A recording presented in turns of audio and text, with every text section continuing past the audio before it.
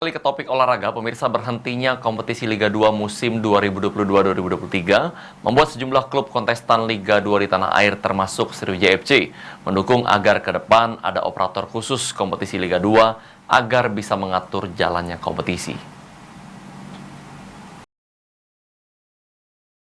Kompetisi Liga 2 musim 2022-2023 resmi dihentikan oleh PSSI. Penghentian kompetisi sepak bola tanah air kasta kedua tersebut tentunya menimbulkan kekecewaan banyak pihak, terutama yang berkecimpung di Liga 2 itu sendiri, yaitu manajemen, pelatih, pemain, dan sponsor.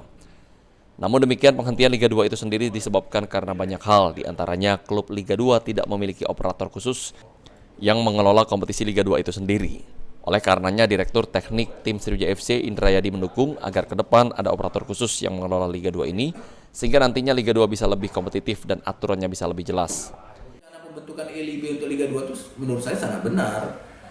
Nanti kalau LIB Liga 2 ini ada, mungkin aturan mainnya lebih ini ya, dan kompetitif, dan kita akan lebih kompetitif dengan Liga 1. Mungkin pemain asing bisa dipakai di Liga 2 nanti kan, aturan mainnya kan begitu, atau 3 pemain asing atau 2 pemain asing boleh di Liga 2.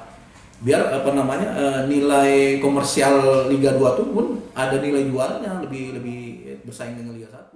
Selama ini kompetisi Liga 2 dan Liga 3 diatur oleh PT LIB, di mana PT LIB sendiri merupakan operator yang memang mengatur kompetisi Liga 1 di tanah air. Firman Hidayat, PAL TV.